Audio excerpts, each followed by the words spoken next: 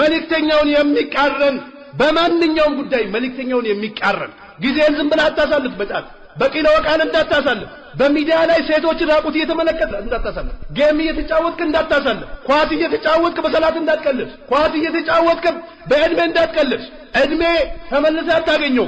يا ويلتى ليتني لم أتخذ فلانا خليلا يا ويلتى ليتني لم أتخذ فلانا خليلا የሚባልበት ቀን ይመጣል።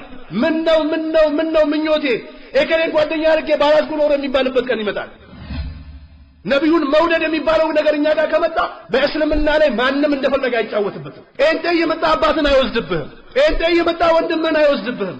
ጴንጤ የመጣ እህትን ወስዶ ነገ አንድ ሁለት ልጅ ከወለደች በኋላ ስበኪ ብሎ ቤት አይልክብህም።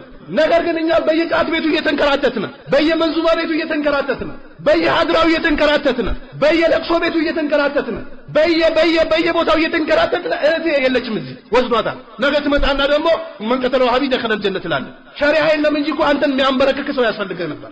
እህትን እያስወረስክ፣ አባትን እያስወሰድክ፣ እናትን እያስወሰድክ፣ እስልምናን እያስደፈርክ ዳዕዋ የሚያደርግ ሰው ላይ ጦርነት ትከፍታለህ።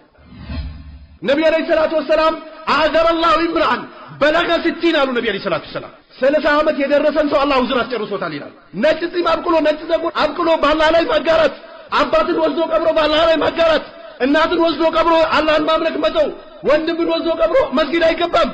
እንዲህ አይነት ሰው አላህ ውዝር አስጨርሶታል አሉ ነብዩ አለይሂ ሰላቱ ወሰላም። አዘረ አላሁ ኢምራን በለገ 60 አው ከማ ቃል አለይሂ ሰላቱ ወሰላም 30 ዓመት የደረሰን ሰው አላህ ውዝር አስጨርሶታል። ተመልከቱ፣ አባቶቻችን በየጥግ ጫታቸውን ይዘው ቁጭ ብለዋል። እነሱ መስጊድ ገብቶ ካልመሩ፣ ካልቀሩ፣ ካላስቀሩ፣ ተውሂድን ካላስተማሩ ማን ያስተምረዋል? አማመላህ ትጠይቁበታላችሁ አባቶች። እናንተ ልጆቻችሁን ካላስቀራችሁ፣ ልጆቻችሁ ወንድ እንዳይጨብጡ ካላደረጋችሁ፣ ካፊሮችና ጴንጤዎች በእስልምና ላይ እጃቸውን እንዳይቀጡ ካልተከላከላችሁ፣ ዳዕዋ የሚያደርጉ ወጣቶችን በርቱ ካላላችሁ፣ መስጊድ ካላሰራችሁ፣ በየጓሮ ጫት እየበላችሁ ቀብር ትሄዳላችሁ። አላህን አትፈሩ? አላህን እንፍራ። ነብዩ ጫትም አይበሉም ነበር። አረብ ምግብን እኮ ጠግቦ አይበሉም ነበር ነብዩ አለይሂ ሰላቱ ወሰላም።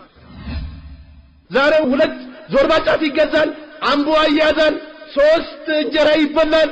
አማመላህ እንጠየቅበታለን። አባት እናቶቻችን አላህን እንፍራ፣ ወደ መስጊድ እንግባ፣ መስጊዶችን እንምራ፣ መድረሶችን እንምራ፣ ነብዩን እንከተል።